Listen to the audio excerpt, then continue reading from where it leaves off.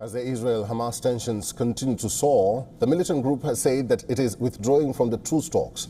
It follows the killing of at least 15 people after Israeli strikes hit a United Nations-run school sheltering displaced Gazans. Most of the killed include women and children. The attack was launched a day after the targeting of Hamas's Khan Yunis commander, Mohammed Deif. As per Hamas officials, the United Nations-run school in Nuseirat camp came under indiscriminate Israeli bombardment on Sunday. They say that 2 missiles targeted the upper floor, the Abu Aban school, which was housing thousands of displaced people. However, the IDF claims to have been tipped off about the presence of Hamas militants in the school. The Israeli military also say that it took several steps to limit civilian casualties, including the use of precise munitions and intelligence. At the classroom, and all of a sudden they were carrying down my sister, hit in her head. She was dead. My young sister and Mahmoud were lying on the ground. They all were martyred, and my mother was injured in her head. All were lying dead on the ground with blood. Oh God. Meanwhile, the IDF claims to have killed Hamas, says Khan Yunis military chief Mohammed Deif in Al-Mawasi. It also targeted his deputy Rafa Salame, but are unclear about his fate. This comes after Prime Minister Benjamin Netanyahu said that Israel will, quote, get to the whole leadership of Hamas. However, Hamas has also confirmed the safety of Mohammed Deif. The group has not issued any statement regarding his deputy. Also on Sunday, Israeli Defense Minister Yoav Gallant mirrored the Prime Minister's statement.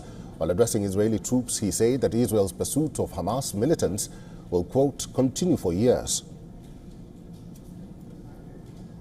המרדף אחרי מחבלי חמאס יימשך לאורך שנים. זה מהבכירים ביותר, כמו שפעלתם אתמול בלילה, ועד למחבלים בשטח. Saturday's attack has killed over 90 Palestinians and left over 300 more injured, making it the deadliest in weeks. Hamas has called the attack a massacre. Meanwhile, Yemen's Houthis conducted 2 military operations, one in the Gulf of Aden and the other in Eilat at the southern tip of Israel on Sunday.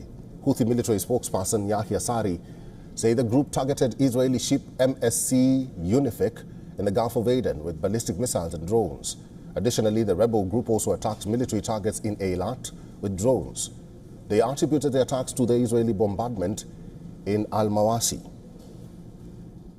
نفذت القوات البحرية وسلاح الجو المسير والقوة الصاروخية في القوات المسلحة اليمنية عملية مشتركة استهدفت سفينة MSC يونيفيك الإسرائيلية في خليج عدن، وذلك بعدد من الصواريخ البالستية والطائرات المسيرة.